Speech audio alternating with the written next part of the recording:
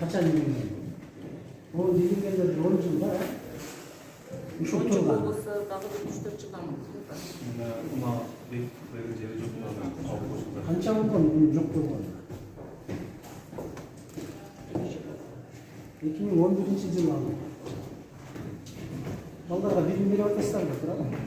Bir ortasından. Kendisi yürüyor.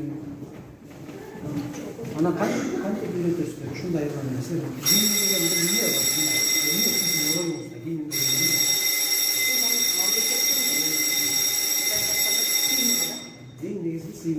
Çok yeni değil ya, çok zor var. Ama kanka ortasından. Şunu karar bakalım.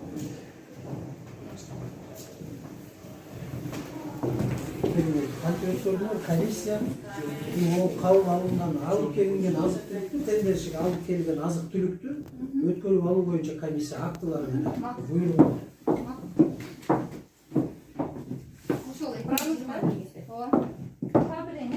Roşo magazinde az Roşo magazinde sizde çıkıyor para hazır size göz baralı Roşo magazinde. Bir magazinde magazinde yine et göstermiş şuna ne? Çok da bravo. Yok, buna asfaltta kalmadı. Bu şu bölümde vatasında. Şu asfaltlarımızda 35 kilogramlık çıkıyor. Bir ayda kaça kilogram yeterliyiz? Bana sağlıkla verin de. Yok, bir ayda kaça kilogram yeterliyiz? Orta sepme. Orta seferler Bir ayda. 30 kilo şey çekilir. 30 kilo değil mi? Allah sana hakaret edin. Bir ayda. Yok, revizitini açarsanız. Bir ayda bundaydı. Orta sepmenen kaça yet? 50-60 kilo hareket et. 50-60 kilogram Bunu atar hareket et. Buna nasıl var? size tabi çok boz gerek bu olunca. Siz bilesiniz pança balık gelir, pança balık. Yok, bana artık. Tenderşik. Buradaydı adam. Tenderşik. Sizge tenderde jarıyalaganda buyrukma bergende sizler beresizler da buyrukma özüңүздөр beresiz. Анан özüңүздөр 50 же 60га жакын деп бербейсиздер да, туурабы? Туура. Так санын бересиздер. Мага bir айга мынча эт, bir жылга мынча килограмм эт. Мынча килограмм картошка, мынча килограмм пияз деп. Менин расходумду өзүмдүкүн айт. Анан ошо расход Кедедики ол бар да. Кана эми ошол тендердин немеси менен расход кылбай атпайсыңарбы? Сиз айтып атасыз азыр где-то bir 50 килограмм кетет деп атасыз. Балага карап кетет. Мен бала боюнча берем да, бала. Баланын саны сиздерде эмнеге ылдый өйдө болот?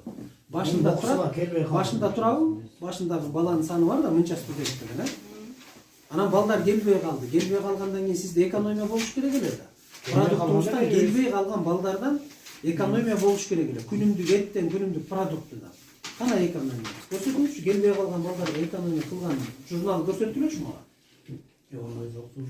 Муну айдын аягында сиз мынакей эсептеп чыктыңыз, балдар келбей калды. Сиз чыгардыңыз, мынча бала келиш керек эле, мынчасы келген жок. Аягында мына менден остаток азык түлүктөн, мына октябрь айынын остатогун көрсөткүлөчү. Канчага? Продукт. 418 kilogram. Bölümüz yani. Ушул эттин баары келди. Koyturmuş. Bölümüz azı. 418 kilogram. 418 bölümüz. Kana kalkülen. Келген бошондо. 418. 418 o 30 жыйынтыгы да Bir yılda сезонго да. Ошол канча келди? Мен о жаап келген эсепте.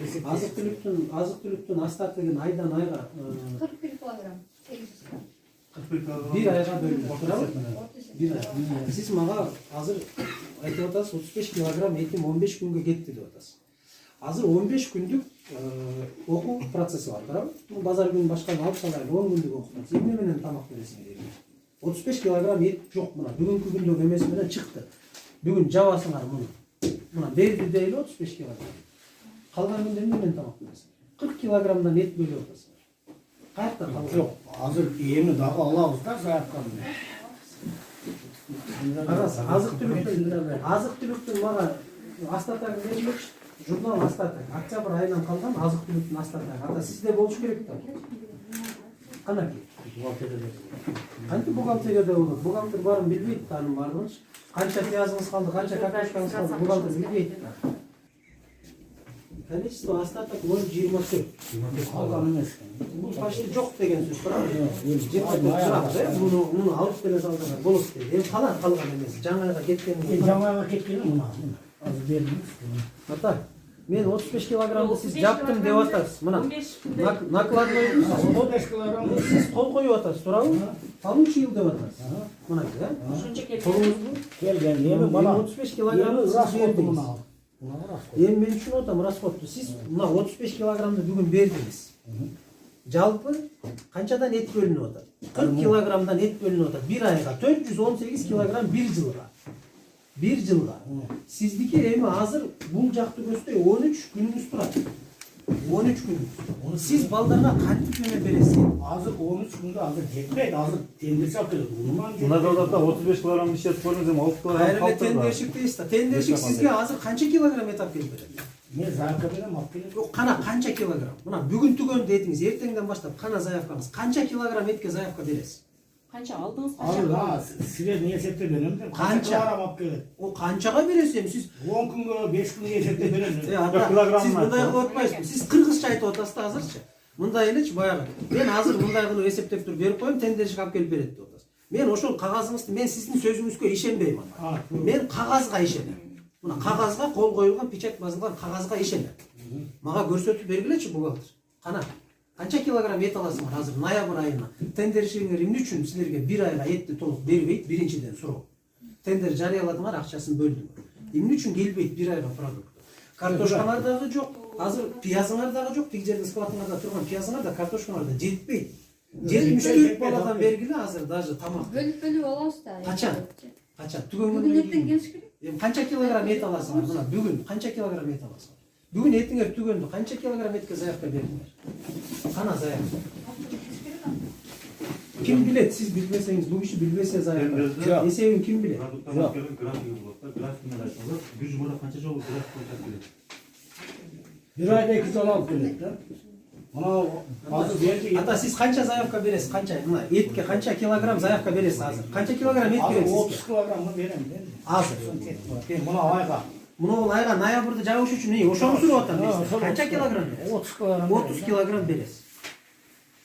Siz 35 kilogram etти азыр кетирдиңиз. Кет. Азыр şu күнгө чейин. Ушул күнгө чейин бердиңиз. Эми азыр 30 килограмм 30 килограмм. 65 килограмм этти. Эми аны астатыгы калат да кийинки айга. Кийин айга астатып калат. Канаки. Ашып калган Мага болсо. ошентип алып калган Азыр астат мына менюда- көрсөткүлөчү 0,24 меню килограмм. боюнча Мына 24 грамм астат. Мына мияса. Канча килограмм? Ошоға эле бир күндө берем. Мына сентябрь айы, октябрь айы. Мынаки, мен сизге сентябрь айыбызда этти көрсөтөйүн, мына мясо, мясо. Мына 27, 28 деп атасыздар. Кайсы астатакты айтып атасыңар? Мында 0,24 чыгып атат астатак. Жок, бул сентябрда калган. Эми мынага келет да мына. Мына мен түшүндүрөм бердим. Мына айга келет да мына астатка менен беришет мына. Эт табайлы мына. Ага, onu түшүндүм. Мынакей биринчи неге ноябрга астатак. Мындай да, урматтуу замдин, мындай директор болуңуз. 30 килограммдай. Айына 40 килограммдан эт болуп атабы? Бөлгөнүңөрдө 18 40 килограмм, ортосу. 45 килограмм. Эмне үчүн силер айына 65 килограмм эт алышыңар керек? Эмне үчүн 65 килограмм эт алышыңар керек? Эмне себеп? Мына 30 килограмм заявка берген. Мына тендер рахматын көрсөткүлөчү, кана комиссиялар кана экен мүчөлөрдү. Мына продуктыңарды бир эмеге салбасаңар, муну бир тартипке салбасаңар, мындай кагаз менен ата бүт мойнуңузга илет сизге. Бүт сиздин мойнуңузга илип туруп, анан баардыгы артка чыга берет. Жок, билбейбиз, ушул киши запуск кылат, ушул киши билет. Ошон үчүн сиз өзүңүздүн кагазыңызга тың болуңуз. Кагазды караңыз ар бир. Ар бир тыйын, бул мамлекеттин тыйыны, бул бекер келбейт. Ушул санэпидстанциядан баардык лабораториядан өткөн балдарга бергенге уруксат, бул иттин эти эмес, бул чочконун эти эмес деген сертификат көрсөтүп коюп. Мына немеге документ экен. Киши өткөргөн зерно бобовой культуры сертификаты бар экен. Так, мал болсун, өсүмдүк майын экен. Башка турган бардыгын мына гречка производство экен. Так. Буйруктуу. Азыр жанагы кишилер келип калып жылыраак болсун деген сайт. Ошо кишилерге эле сайып койгонуңар. Негизи Комиссия кайдабы? бухгалтерияда сайып болот. Себеп постоянно отурат. Башкалар отурбайбы? Бухгалтерия Аны кирип нары наркы кабинетке чыкты. анда эмне көмүрдө да калып атасыңар, буга да калып. Акчаны ким төлөйт муну? Лимитти ким төлөйт мына бүгүн электр энергиясын?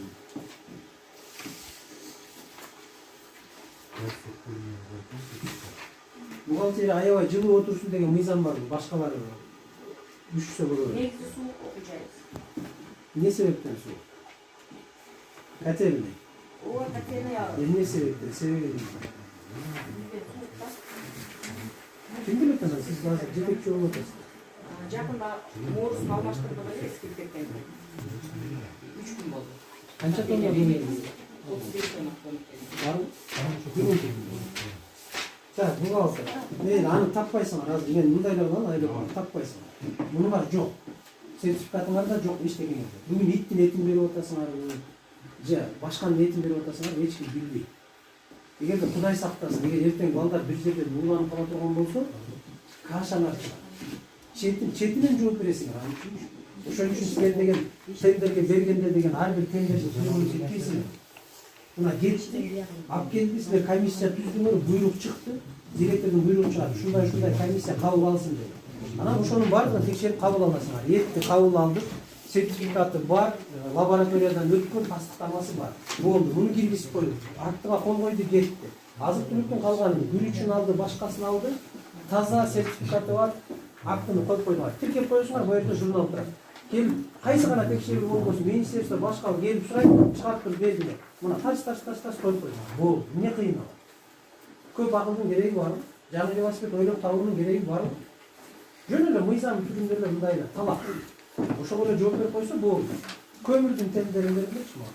Көмүрдүн тендери кайерде өттү, канча тоннага и сертификат көмүрдү кабыл алынган комиссиянын актысы, буйругу менен. Барбы көмүр? Бериңиз. Сиз мына gibi şu har bir dokumentga siz ko'rsangiz deychiga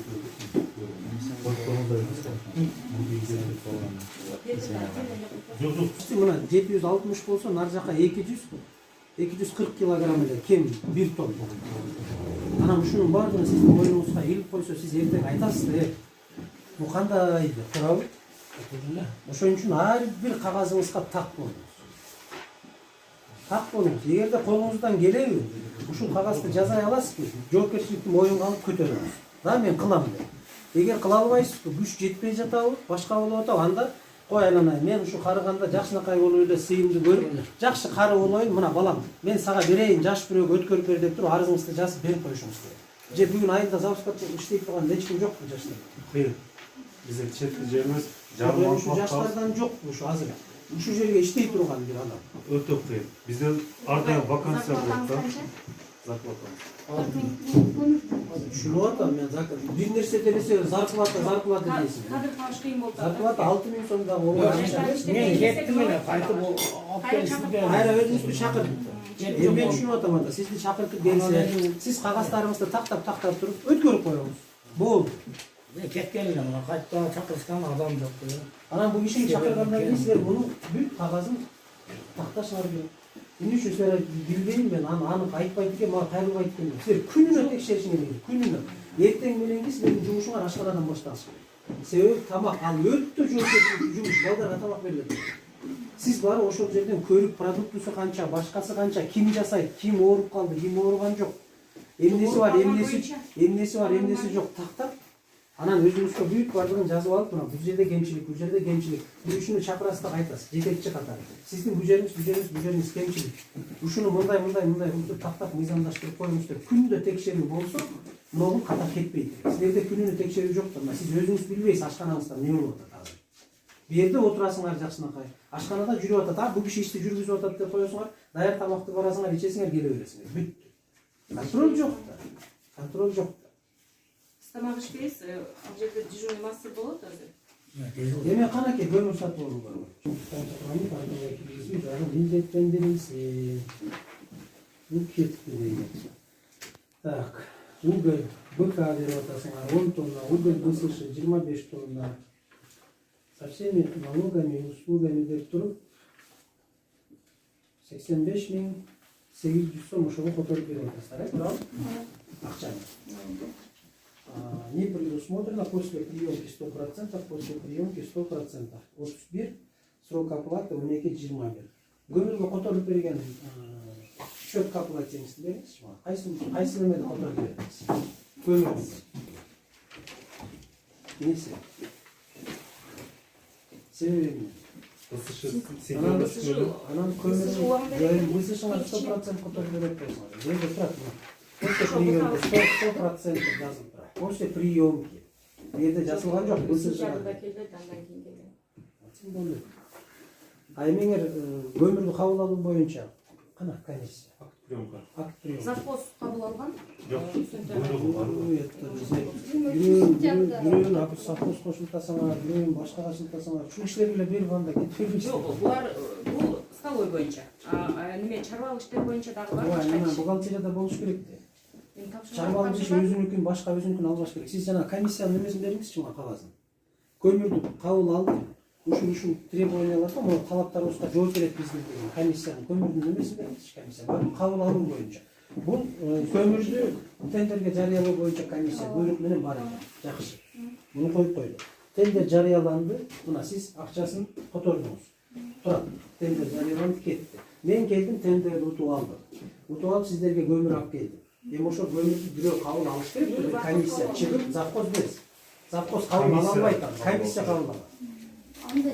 Комиссия кабыл алат. Анан ошол комиссия кол коет. Ооба, биз келип көрдүк. Чындыгында ушу тендерде буйрутма боюнча көмүр келип бизге түштү дейт.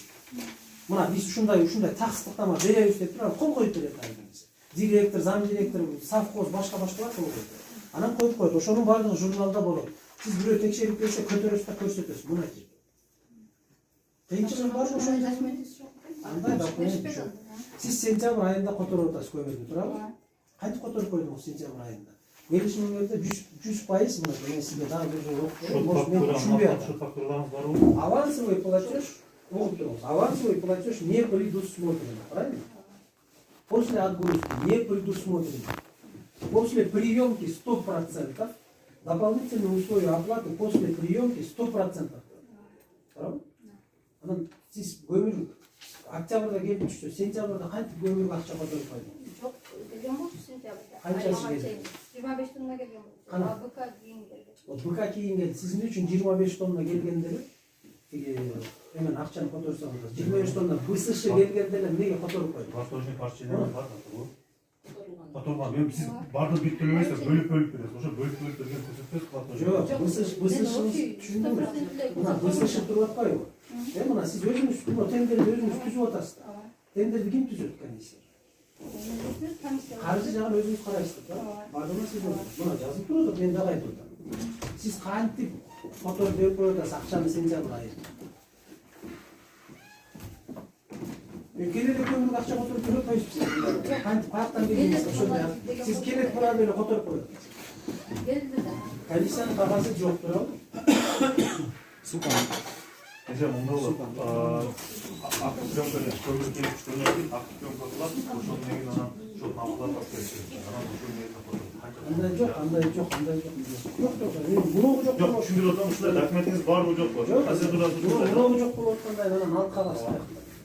Мындан кийин буйрук чыгартып алган акт приемкагачы сөзсүз бул киши жооп бербейт. Комиссиянын төрагасы Бул деген мындай маселе да мынакей. Биз өткөндө Ноокат районун текшерип бардык да, мектептерди текшерип атабыз.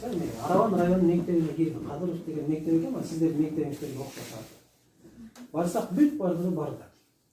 Каткан пряниктерди коюп коюп, катып калган ага тиш өтпөйт, адамды кийип өтөсүз, амаки. Мына кийимиңди кийип өтөсүз. 2011-жылы алмашылган кийимиңиз турат ошол боюнча. Аны кайсы балага кайсы биз патриоттукту тарбиялап, кайсын үйрөтүп атабыз?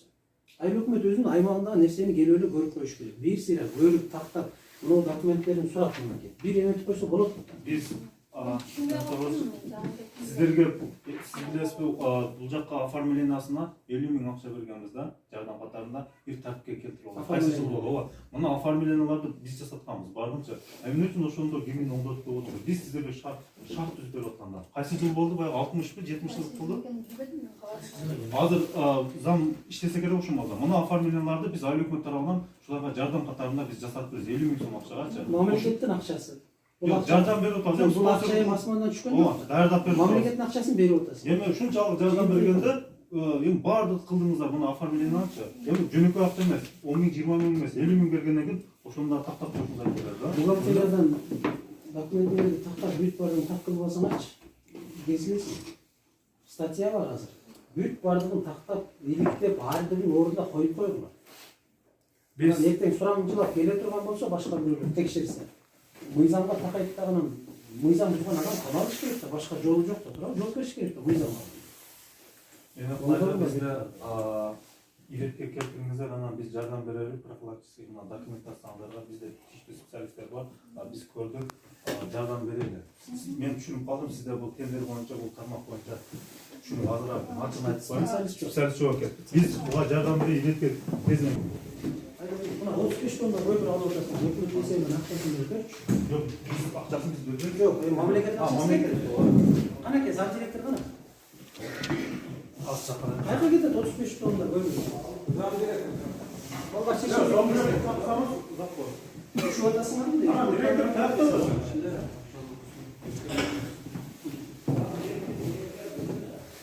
Бул көмүр эмес да, бул жылытуу эмес да. Имитация. Мамлекет берген акча эмне десе, көмүр алып жылытып атабыз деген нерсе да, мындай болуш болот. Биз айтып атабыз, 18-21 градустан төмөн кармабагыла депчи. Жылуулукта. Канча бала агай бул сабагыбыз? Группада канча бала бар журнал боюнча? 30 бала бар. Бүгүн канча бала бар? 9 бала бар.